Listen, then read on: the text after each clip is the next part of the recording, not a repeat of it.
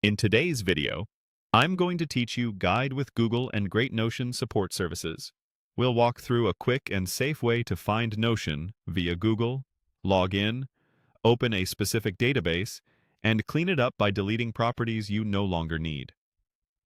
I'll also share practical tips to help you avoid losing important information as you go. Start by opening your preferred web browser and heading to Google.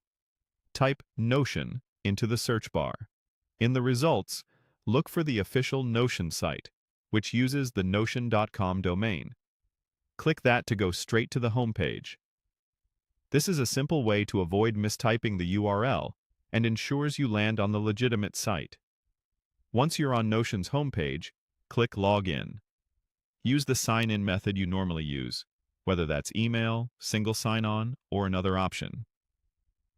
If your workspace uses two-factor authentication, have your verification method ready so you can get in smoothly. After you're signed in, you'll be taken to your workspace, where you can access your pages and databases. Next, open the database or page titled Property Deletion Practice. This is the example space we'll use to demonstrate safely removing properties.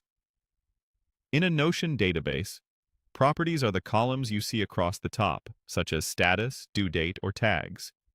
Deleting a property removes that entire column and all of its values from every entry in the database, so we want to be sure we're selecting the right one.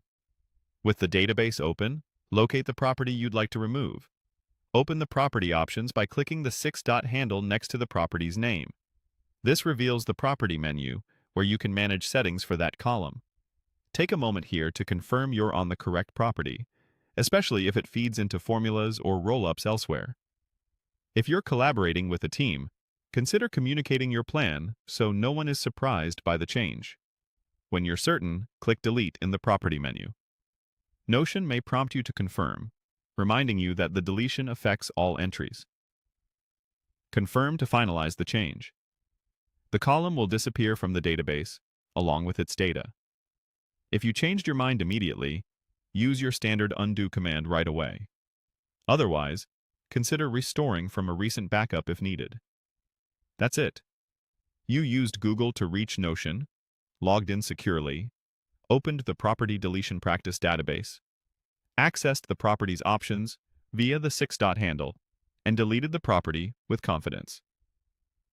Thanks for watching, and feel free to replay any section if you need a quick refresher while you work.